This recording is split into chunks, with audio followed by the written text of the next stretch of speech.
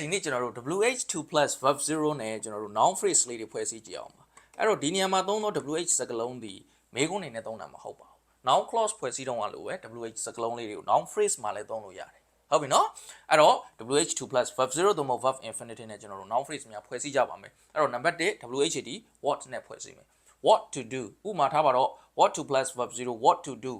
ဘာလုပ်ရမယ်ဆိုတာ okay အဲ့တော့ WHAT what ဆိုရင်ဘာရမယ်ဆိုတာဟုတ်ပြီနော် what to do ဆိုရင်ဘာလုပ်ရမယ်ဆိုတာဒီလိုမျိုး where to do WHI where ပြောင်းသွားတယ် where ဆိုရက်နေရာဘယ်နေရာမှာလုပ်ရမယ်ဆိုတာ okay ဘယ်နေရာမှာရမယ်ဆိုတာဒီလိုမျိုးဘာသာပြန်တယ် where to do ဆိုရင်ဘယ်နေရာမှာလုပ်ရမယ်ဆိုတာဟုတ်ပြီနော် where to verb 0ဟုတ်ပြီနော် where to meet ဘယ်နေရာတွေ့ရမယ်ဆိုတာဒီလိုမျိုးဘယ်ချိန်ဆိုရင် want to verb 0အဲ့ဒါဆိုဘယ်ချိန်လုပ်ရမယ်ဆိုတာတို့မဟုတ်ဘယ်ချိန်တွေ့ရမယ်ဆိုတာဒီလိုမျိုးပေါ့ဟုတ်ပြီနော် want to meet want to do နောက်တစ်ခုဘလို့လုပ်ရမယ်ဆိုတာဘလို့ကြံဆောင်ရမယ်ဆိုတာဘလို့ how okay ဘလို့ရမယ်ဆိုတာဒီလိုမျိုးအပေါ်ဟာနဲ့တူတူပဲเนาะအဲ့တော့ how to do ဘလို့လုပ်ရမယ်ဆိုတာ how to meet ဘလို့တွေ့ရမယ်ဆိုတာဒီလိုမျိုးဟုတ်ပြီเนาะနောက်တစ်ခုက how many နောက်မှာကျွန်တော်တို့ noun အမြဲတမ်းကတ်လိုက်ပါတယ် how many noun to plus verb 0အဲ့တော့ဘလောက်များများပေါ့เนาะ how many ဆိုတဲ့အတွက်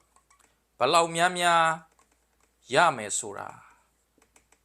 ဟုတ်ပြီเนาะဘလောက်များများရမယ်ဆိုတာဒီလိုဘာသာပြန်ရမယ်ထားပါတော့ how many books to buy စာအုပ်ဘလောက်များများဝယ်ရမယ်ဆိုတာအဲ့တော့ how many နောက်က noun ကတော့ countable noun ပေါ့ရေးတွက်လို့ရတဲ့ noun ဟုတ်ပြီเนาะ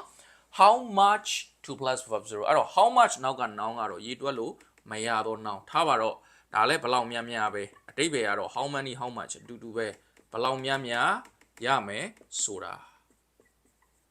ထားပါတော့ how much money to give ပတ်စံဘလောက်များများပေးရမယ်ဆိုတာဟုတ်ပြီနော်ဒါဆိုကျွန်တော်တို့ how much နဲ့တွားမှာနောက်တစ်ခုက which noun to plus verb 0 WHICH which ဒီကျွန်တော်တို့ရွေးချယ်မှုကိုပြတယ် which noun to plus verb 0 okay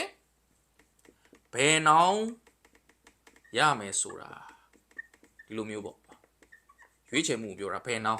okay which noun မှာလည်းကျွန်တော် noun လိုက်တယ်ဥပမာထားပါတော့ which book to buy which book to buy ဘယ်စာအုပ်ဝယ်ရမယ်ဆိုတာ which shirt to buy ဘယ်အင်ကြီးဝယ်ရမယ်ဆိုတာအဲ့တော့ရွေးချယ်မှုကိုပြတယ်ဘယ်စာအုပ်ဝယ်မလဲဘယ်အင်ကြီးဝယ်မလဲအဲ့လိုရွေးချယ်မှုဆိုတော့ WHICH which နဲ့ကျွန်တော်တို့သုံးပါတယ် which noun to plus verb 0ဟုတ်ပြီနော်ဒီလိုမျိုးနဲ့ကျွန်တော်တို့ noun phrase ဖွဲ့စည်းလို့ရပါတယ်နောက်တစ်ခုကတော့ whose noun to buy whose noun မှာလည်း noun လိုက်တယ်ဒါဆိုရင်တော့ကျွန်တော်တို့ကပိုင်ဆိုင်မှုပြောတာဘသူရဲ့ okay ဘသူရဲ့ noun ရမယ်ဆိုတာဒီလိုမျိုးဘာသာပြန်တယ်ပေါ့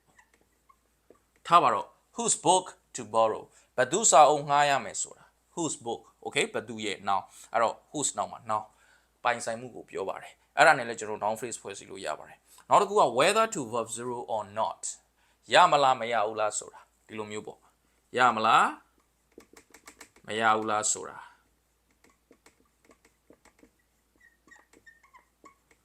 ဟုတ်ပြီနော် whether to give or not ပေးမလားမပေးဘူးလားဆိုတာ